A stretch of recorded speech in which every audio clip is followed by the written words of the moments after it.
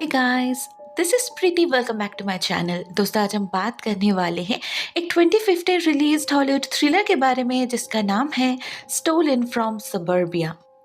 इस कहानी की शुरुआत होती है एक सिंगल मॉम कैथरीन को दिखाते हुए, जिसने अभी अभी अपने 16 साल की बेटी एमा के साथ विस्कॉन्सिन से एलए में शिफ्ट किया था। एमा के डैड के सडन डेथ के बाद बस वो दोनों ही थे एक दूसरे का सहारा। ऐसे में एक तरफ जैसे कैथरीन अपनी पूरी कोशिश कर रही थी एमा को वो सारी खुशियां देने की जो वो डिजर्व करती है, एट द सेम टाइम उसे दुनिया के सारे खतरों से प्रोटेक्ट करने की कोशिश भी कर रही थी वो, जिसके बारे में एमा को कोई आइडिया ही नहीं था। और इसके चलते कभी कभी कैथरीन थोड़ा ओवर प्रोटेक्टिव भी हो पड़ती थी। आफ्टर ऑल उसे दोनों पेरेंट्स की ड्यूटी जो निभानी पड़ रही थी। एमा से उसने साफ साफ कह दिया था कि अगर उसे किसी को डेट करना है तो सबसे पहले उसे अपने माँ को बताना होगा और उस लड़के से मिलवाना भी होगा। कैथरीन वो हर शख्स को जानना चाहती थी जिनके साथ उनकी बेटी वक्त बिता रही है। शायद इसीलिए जब एमा उसे एक मॉल में ड्रॉप करने के लिए कहती है, कैथरीन मना नहीं करती। आखिर उसे पता तो चले एमा किससे मिल रही है। उधर एमा की दोस्त कोर्टनी उसके लिए इंतजार कर रही थी, जिसे देखकर कैथरीन को तसल्ली हो जाती है और वो खुशी खुशी अपने काम पे चली जाती है। मगर जाते जाते वो ये भी देखती है कि एमा और कोर्टनी दो लड़के से बात कर रहे हैं काफी कंफर्टेबली। वो कौन है जानने के लिए कैथरीन एमा को कॉल भी करती है, लेकिन वो कॉल रिसीव ही नहीं करती। दोस्तों के सामने उसे कूल जो बनना था। कैथरीन भी उसे डिस्टर्ब नहीं करती, अपने काम पे चली जाती है। वो एक सिविल इंजीनियर है, तो उसे आज अपने बॉस के साथ एक नया प्लॉट इंस्पेक्ट करने जाना था। लेकिन वहां एंटर करते ही सबसे पहले उसे एक मिसिंग पोस्टर नजर आता है, एक टीनेज लड़की पाइपर की, जिसे देखकर थोड़ा डिस्टर्ब हो जाती है कैथरीन। अंदर ही अंदर ये सोचने लगती है कि कहीं उसने ये लोकेलिटी चूज करने में कोई गलती तो नहीं करती।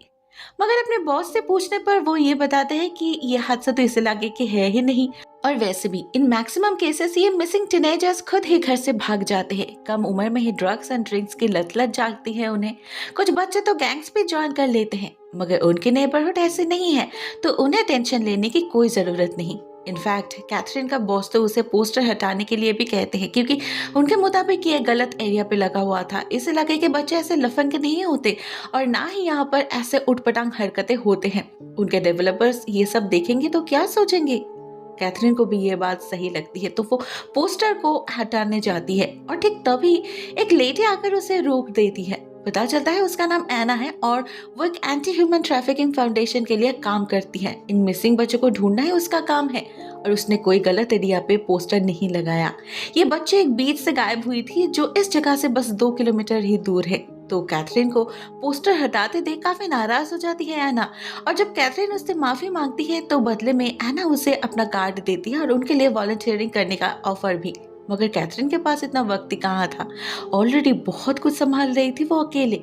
इसलिए वो पोलाइटली मना कर देती है और एना भी अपने रास्ते चली जाती है।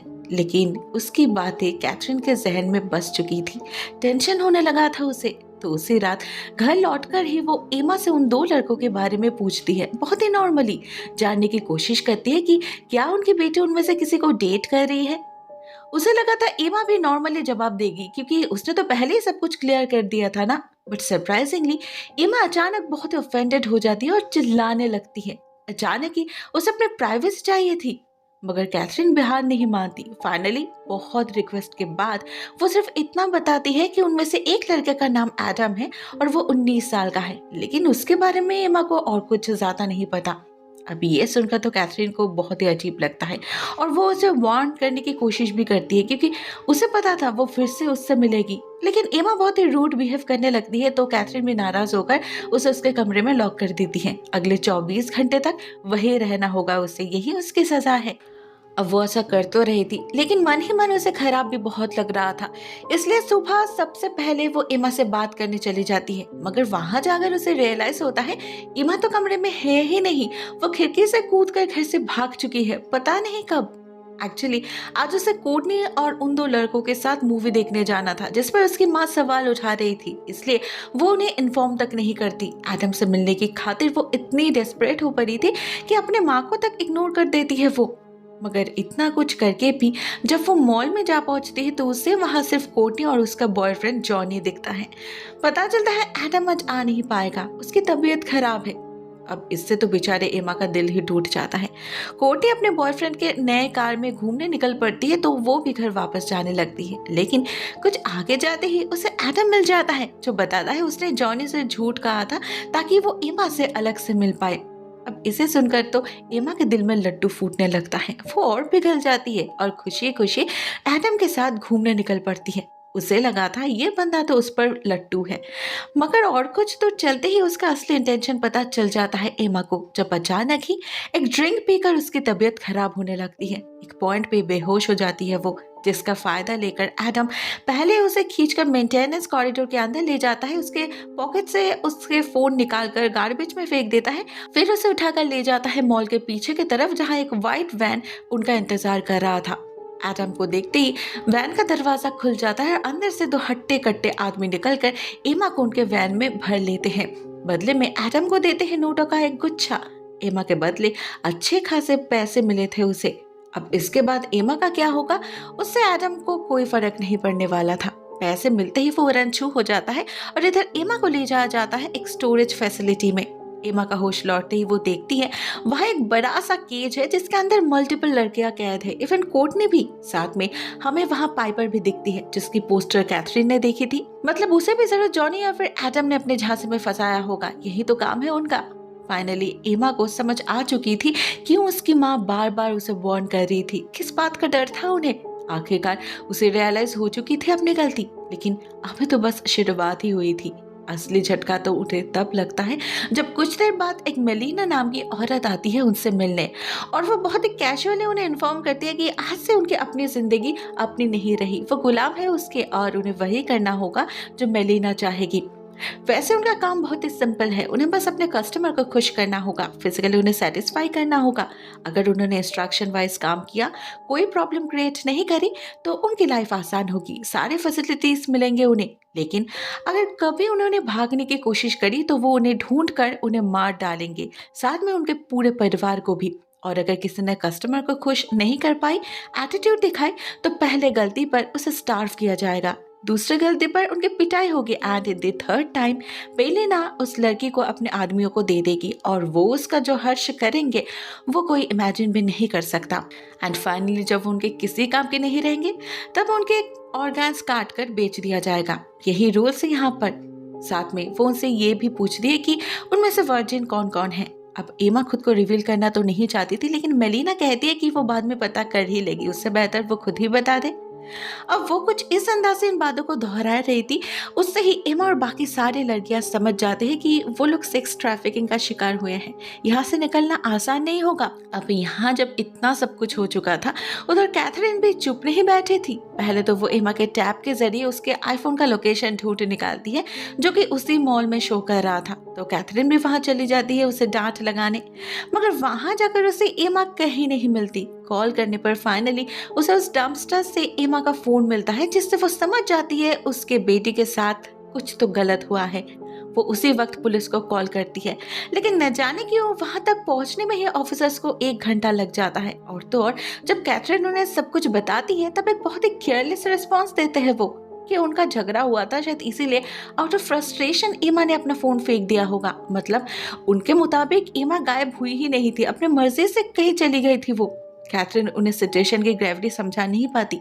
एट लास्ट जब कैथरीन बहुत ही जिद करती है तब वो लोग कहते हैं कि 24 घंटे से पहले वो लोग कुछ नहीं कर सकते, यही रूल है। साथ में वो ऑफिसर्स कैथरीन को कुछ एडवाइस भी देते हैं कि आप घर जाओ और इंतजार करो, क्या पता शाम तक एमा खुद पे खुद घर वापस आ जाए, या फिर फैमिली एंड फ्रेंड्स से पूछताछ करो, क्या पता किसी को एमा के बारे में कोई खबर हो। मतलब वो लोग बात को सीरियसली ले ही नहीं रहे थे। कैथरीन बेचारी और क्या करती, वो घर आ जाती है और अपने फोन बुक में मौजूद सारे नंबर पे कॉल करती है, ये जानते हुए भी कि एमा इनमें से किसी के भी घर नहीं जा सकती। स्टिल वो कॉल्स करती रहती है, मगर रात तक भी जब उसे कोई सुराग नहीं मिलता तब उसे ऐना की याद आती है। उसका कार्ड उसने डस्टबिन में फेंक दिया था, तो वहीं से उठा के कैथरीन कॉल करती है उस नंबर पे और उसी रात उसके ऑफिस में मिलने भी जाती है। सब कुछ सुनकर एना पहले ही बता देती है कि इसमें पुलिस उनकी कोई मदद नहीं करेंगे, उसे खुद ही सब कुछ करना होगा क्योंकि ये जब तक पुलिस एक्टिव होगी तब तक उसकी बेटी कहीं और गायब हो चुकी होगी। ऐसे केसेस में गायब हुए लड़कियों के पास मैक्स टू मैक्स 48 आवर्स मतलब 2 दिन का समय ही रहता है। उसके बाद या तो उन्हें कहीं बेच दिया जाता है या फिर कहीं और शिफ्ट कर दिया जाता है। ज्यादा दिनों तक एक जगह पर रखने के रिस्क नहीं उठाते कोई। सबसे पहले तो एना कुछ वेबसाइट लिंक देती है उसे, साथ ही साथ और कुछ एनजीओ को कांटेक्ट करने के लिए भी कहती है, मगर कब इनसे जवाब आएगा, कब वो लोग कोई एक्शन लेंगे, उस भरोसे बैठ नहीं पाती कैथरीन। एक एक सेकंड उसे चुप रहा था। उधर एट द सेम टाइम हम जॉनी को देखते हैं उन लड़कियों को फोटोशूट के लिए रेडी करते हुए। मतलब वो सिर्फ सप्लायर नहीं था, एक एक्टिव मेंबर भी था इस ग्रुप का। उसे देखकर कोर्ट ने उसे रिक्वेस्ट करती है उसे रेस्क्यू करने के लिए, मगर जॉनी उल्टा अपने आदमियों से कहकर उसकी पिटाई करवाता है और मजबूर करता है कैमरा की तरफ देखकर स्माइल करने के लिए, जिससे सब कुछ नेचुरल लगे। साथ में उसे डराता भी है कि यहाँ पर ना कहने की कोई ऑप्शन नहीं है। अगर दूसरी बार उससे ये गलती हुई तो मिलेना के आदमी उसकी ऐसी हालत करेंगे कि वो पहचानने तक नहीं आएगी। अब ये बातें सिर्फ कहने के लिए नहीं थे। उसी रात पाइपर से एमा को पता चलता है कि पिछले हफ्ते उनमें से एक लड़की ने भागने की कोशिश करी थी। वो गेट तक तो पहुंच गई थी, लेकिन वहां एक गार्ड ने उसे पकड़ लिया और खींचातानी में वो गिर गई और उसका एक पैर टूट गया। बेचारी दर्द में चिल्लाती रही, लेकिन किसी ने उसके तरफ देखा भी नहीं। वो वहीं पर रोती रही। फिर जब मिलेना आई, उसने अपने पिटबुल्स को छोड़ दिया और उन डॉग्स ने उस लड़की को जिंदा ही नोच नोच कर खाए।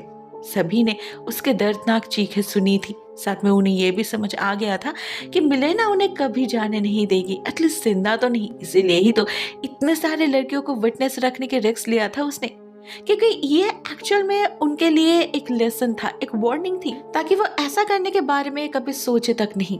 नाउ ऑब्वियसली ये सब सुनकर एमा खुद भी बहुत डर जाती है। उसकी जितनी हिम्मत बची थी वो खो जाते हैं कहीं।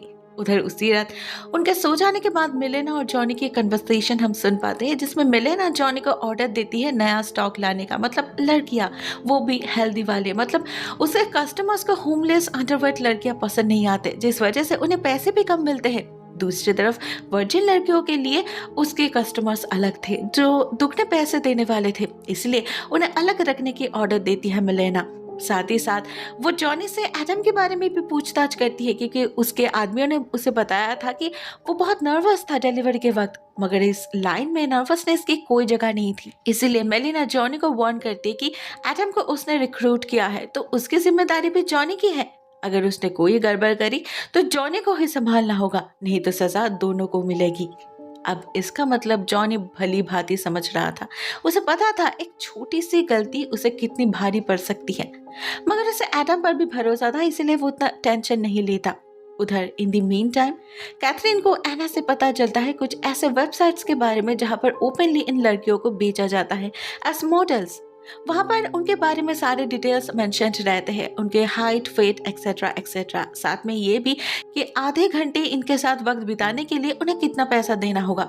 ऐसे वो लीगल भी मार्क्ड नहीं होते और उनका बिजनेस भी चलता रहता है, जबकि यहाँ पर कुछ भी लीगल नहीं था। इनफैक्ट यहाँ पर जिन लड़कियों के एज 18 क्लेम किया जा रहा था वो लोग तो शायद 16 के भी नहीं थे। और तो और यहाँ पर सब कुछ ऐसे प्रेजेंट किया जा रहा था जैसे वो खुद अपने मर्जी से प्रोस्टिट्यूट कर रहे हो, जबकि ये लोग तो असल में सेक्स स्लेव्स थे। उनकी मर्जी की कोई कीमत ही नहीं थी। दिन में मिनिमम 15 टाइम्स उन्हें खुद को बेचना पड़ता था। ऊपर से उनके हैंडलर के अब्यूज तो थे ही अलग से। फिर भी पुलिस के नजरों में ये लड़कियां ही क्रिमिनल्स थे, विक्टिम्स नहीं। इसलिए जब कभी भी पुलिस को इनके बारे में खबर मिलती थी या पुलिस ऐसे किसी चाइल्ड ब्रॉथल में रेड डालती थी तो इन लड़कियों को वहां से निकाल के कोई शेल्टर या हॉस्पिटल में डाला नहीं जाता था, सीधा जेल में धकेल दिया जाता था। यही थी रियलिटी। अब कानून के मामले में तो वो कुछ नहीं कर सकते थे। फॉर नाउ उन्हें बस उन वेबसाइट्स पर नजर रखना था और जल्द से जल्द कोई सबूत ढूंढना था जिससे वो साबित कर सके कि एमा का अब्डक्शन हुआ है, जिसके चलते नेक्स्ट डे से ही वो काम पे लग जाते हैं। आसपास की सारे जगहों पर पोस्टर डिस्ट्रीब्यूट करते हैं, साथ में उस मॉल में जाकर सीसीटीवी कैमरास भी चेक करते हैं, जिसपे फॉर्चुनेटली उन्हें एडम तो दिख जाता है एमा के साथ, लेकिन मेंटेनेंस कॉरिडोर के अंदर और कोई कैमरा नहीं था, इसलिए उसके आगे क्या हुआ वो किसी को दिखाई नहीं देता। मगर कैथरीन को जो समझना था वो समझ चुकी थी। वो उसी वक्त पुलिस को इन्फॉर्म करती है और कोइंसिडेंटली एडम उस दिन भी मॉल आया था अपने नए शिकार की तलाश में। हमेशा की तरह आज भी वो अपने गंदे नजरों से चेकआउट कर रहा था सबको। तो जैसे ही कैथरीन और एना बाहर निकलते हैं उन्हें वो भी दिख जाता है। कैथरीन तो उसी वक्त उसे पकड़ने वाली थी, लेकिन एना उसे फॉलो करने का आइडिया देती है ताकि उन्हें ये पता चले कि और कौन कौन शामिल है इस ग्रुप में, वो किससे मिल रहा है। अब ये एक ब्रिलियंट आइडिया था क्योंकि एडम जॉनी से मिलने जा रहा था, मगर कैथरीन और खुद को संभाल नहीं पाती। उसे डर लग रहा था कि कहीं वो सिंगल लीड को भी खो ना दे, इसलिए जॉनी तक पहुंचने से ठीक पहले ही कैथरीन उसे पकड़ लेती है और एमा की फोटो दिखाकर उससे पूछती है उसकी बेटी कहाँ है। अब पहले तो एडम डिनाई करता है, लेकिन पुलिस के नाम से वो डर जाता है और खुद को छुड़ा कर भागने की कोशिश करता है, मगर अपने अस्थमा के चलते ज्यादा देर भाग नहीं पाता। वो गिर जाता है और उसकी सांसें फूलने लग जाती हैं। मगर कैथरीन उसे उसका इनहेलर तब तक नहीं देती जब तक वो एक नाम नहीं बताता। मगर एडम भी बहुत चालाक था, वो ना जॉनी का नाम लेता है ना मिलेना का, बल्कि उनके अंदर काम करने वाला एक मामूली ड्राइवर मार्क का नाम लेता है। वो कैथरीन भी उसे और प्रेशराइज नहीं करती, वही खड़े पुलिस का इंतजार करने लगती है, मगर कोई नोटिस नहीं करता। कोई और भी वहां था जो उन पर छुप कर नजर रख रहा था, जॉनी। वो उनकी सारी बातचीत सुन चुका था, तो जैसे ही उसे लगता है एडम कंप्रोमाइज्ड होने वाला है, वो उसे गोली मार के वहां से उड़न छू हो जाता है। उधर मरते मरते एडम भी और खुद को हाइड नहीं करता। वो बता देता है एमे मिलेना के कब्जे में है, वही है सबके पीछे। पुलिस के आने पर कैथरीन उन्हें भी यही बताती, लेकिन यहाँ प्रॉब्लम ये थी कि उस मॉल के मेंटेनेंस कॉरिडोर या बैकगेट के तरफ कोई सीसीटीवी कैमरा नहीं था, जिस वजह से एमा का किडनैपिंग कहीं भी रिकॉर्ड नहीं हुआ था। इससे होता ये कि पुलिस अभी भी कैथरीन की बातों पर यकीन नहीं कर रही थी। उन्हें लग रहा था वो ओवर रिएक्ट कर रही है। वो बस उसका स्टेटमेंट रिकॉर्ड करते हैं और एफबीआई के इन्फॉर्म करके वहां से निकल जाते हैं। उधर ऑलरेडी 12 घंटे बीत चुके थे एमा को गायब हुए, तो एना और कैथरीन फिर से एक बार बैठ जाती ये चेक करने कि उन वेबसाइट्स पर कोई नई एंट्री ऐड हुई है या नहीं। वहां ढूंढने पर उन्हें 12 गर्ल्स के लिंक मिलती है जिनमें कोर्टनी भी शामिल थी, लेकिन एमा का नाम नहीं था वहां। अब इसका क्या मतलब? कैथरीन तो डर ही जाती है कि कहीं वो ऑलरेडी सोल्ड तो नहीं हो गई, लेकिन एना बताती है कि हो सकता है उसे किसी प्राइवेट बायर के लिए रखा गया है। अभी भी उम्मीद है उसके मिलने की, पर उसके लिए तो उस तक पहुंचना जरूरी है ना। पर कहाँ मिलेगी वो? कैथरीन और बैठे बैठे इंतजार नहीं कर सकती थी। ऐसे एक बहुत ही डेस्परेट स्टेप लेती है वो। एना से कहती है उसे ऐसा बायर एंट्री करने के लिए और कोर्टनी के लिए आधे घंटे की स्लॉट बुक करने के लिए। वो खुद जाकर बात करेगी उससे, तब जाके शायद उसे कुछ पता चले। मगर एना श्योर नहीं थी वो कैथरीन को अलाउ करेंगे भी या नहीं, क्योंकि फीमेल बायर्स के बारे में उसने कभी सुना नहीं था, और अगर उन्हें थोड़ा सा भी शक हुआ तो वो कैथरीन को जान से मार भी सकते हैं। अब कैथरीन खुद भी ये जानती थी, लेकिन उसके पास और ऑप्शन नहीं क्या था। स्लॉट का टाइम 11 बजे का था, तो वो लोग उसी वक्त निकल पड़ते हैं और दिए गए एड्रेस पर जा पहुंचते हैं। रास्ते पर उनकी बातचीत से हमें पता चलता है कि एना जब सिर्फ 14 साल की थी तब उसे टेक्सास के रास्ते से दिन दहाड़े किडनैप कर लिया गया था। उसे आज भी याद है वो जिंदगी, और उसका दर्द भी। नरक से बदतर थी वो जिंदगी। रोज उसे ऐसे ऐसे हैवानियत का सामना करना पड़ता था जिसके बारे में सोचकर आज भी डर लगता है एना को। दिन हो या रात कभी भी छुट्टी नहीं मिलती थी उसे, कभी कभी तो भूखे पेट ही सोना पड़ता था। ऊपर से मारपीट और गाली गलौज तो था ही। जब बात हाथ से निकलने लगी थी तब एक दिन उसने अपने ही एक कस्टमर का खून करके खुद को सरेंडर कर दिया। मामला सेल्फ डिफेंस का था, इसलिए उसे सिर्फ 4 साल की ही सजा हुई। आज उस हादसे को पूरे 10 साल हो चुके हैं, लेकिन आज भी उसे नाइटमेयर्स आते हैं। इसलिए वो कैथरीन के डर को अच्छे से समझ पा रही थी और वो उसे प्रॉमिस भी करती है कि वो उसकी मदद जरूर करेगी, उससे जितना हो सके हर तरह से। लेकिन कैथरीन अब जो काम करने जा रही थी उसमें हर एक मिनट मैटर करता था, इसलिए वो जाने से पहले एना से कह जाती है कि अगर आधे घंटे के अंदर वो वापस नहीं आई तो उसे पुलिस को कॉल करना है। दूसरी तरफ एना उसे एक बर्नर फोन देती है गार्ड्स को देने के लिए, और अपना फोन कहीं छुपा देने के लिए कहती है, क्योंकि उसे पता था ये लोग उसे चेक जरूर करेंगे और फोन भी रखने नहीं देंगे। होता भी यही। वैसे भी एक फीमेल को यहाँ आते देख वो लोग ऑलरेडी अलर्ट हो चुके थे, तो कैथरीन से काफी पूछताछ भी किया जाता है, बट कैथरीन स्मार्टली सबका जवाब देती है, जिससे उसे अपना रूम नंबर मिल जाता है। वहां जाकर वो सबसे पहले एना को कोर्टनी की एक फोटो भेजती है जो वो पुलिस को भेज सके। साथ में उससे एमा के बारे में पूछती भी है। कोर्टनी को शायद सिडेट किया गया था, जिस कारण से वो ठीक से बात भी नहीं कर पा रही थी। ऊपर से उसके शरीर पे ब्लैक स्पॉट्स देखकर कैथरीन का टेंशन भी दुगना हो चुका था। पता नहीं उन लोगों ने एमा का क्या हाल किया होगा। ऐसे में बहुत मुश्किल से कोर्टनी से उसे पता चलता है कि 1 घंटे पहले उनमें से 4 लड़कियों को अलग से कहीं ले गया है। उनमें एमा भी शामिल थी। इससे ज्यादा उसे और कुछ नहीं पता। कैथरीन उसकी हालत देखकर उसे और वहां छोड़ने की रिस्क नहीं ले पाती, इसलिए वो उसे लेकर ही पीछे के रास्ते भागने की कोशिश करती है। उधर एना भी तब तक ऑफिसर्स को खबर कर चुकी थी और यही उम्मीद कर रही थी कि वो लोग जल्द से जल्द आकर इस ग्रुप को रेड हैंडेड पकड़ ले। पर सरप्राइजिंगली पुलिस के पहुंचने से पहले ही उनके आने की खबर मिल जाती है मलीना को, एफबीआई में मौजूद किसी इनसाइडर के थ्रू। तो वो एमा के फेसबुक पेज से कैथरीन की फोटो डाउनलोड करके अपने सारे बंदों को भेज देती है ताकि वो अलर्ट रह सके। इससे होता ये कि कैथरीन जब कोर्टनी को लेकर भागने की कोशिश करती है तब एक मार्क नाम का आदमी उसे रोक लेता है। कैथरीन इस पॉइंट पे भी हिम्मत नहीं हारती। उससे कहती है कि वो कोर्टनी को खरीदना चाहती है $10,000 के बदले में, मगर मार्क उसके बातों में नहीं फंसता। उसके माथे पर वार करके उसे बेहोश कर देता है। फिर उसे ले जाया जाता है एक अंधेरे कमरे में और एक टेबल पे लिटा के उसके हाथ और पैर बांध दिया जाता है। कुछ देर बाद जब उसका होश लौटता है तब मलीना आती है उससे मिलने। उससे जानने की कोशिश करती है कि उसने पुलिस को क्या बताई है, कितना बताई है। उस पर प्रेशर क्रिएट करने के लिए वो एमा को हथियार बनाती है, उसे हर्ट करने की धमकी देती है और कहती है कि वो खुद भी कभी ऐसी एक लड़की थी।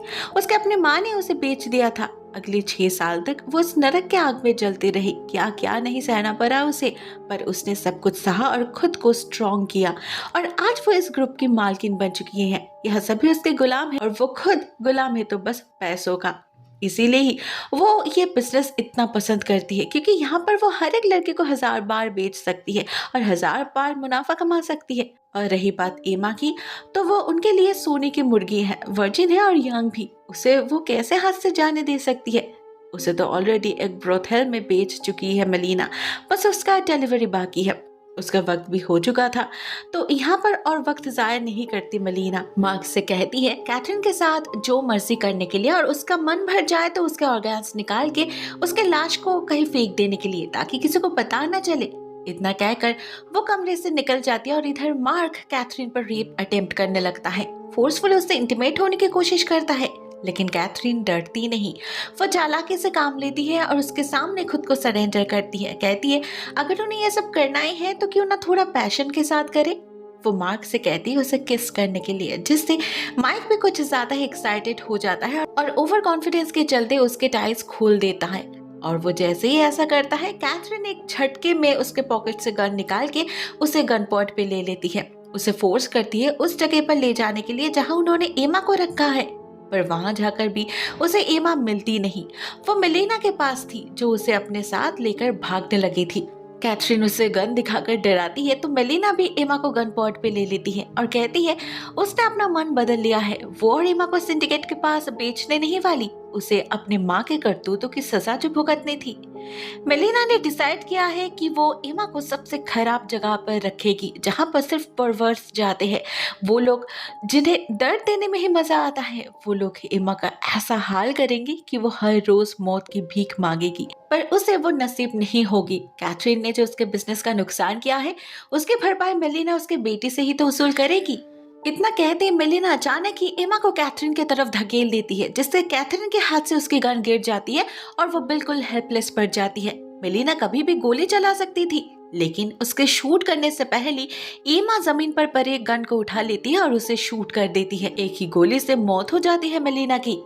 उधर तब तक पुलिस भी आ चुकी थी, तो बाकी सारे लोगों को अरेस्ट कर लिया जाता है, सभी लड़कियों को रेस्क्यू किया जाता है और एमा भी सही सलामत अपने घर लौट पाती है। The end.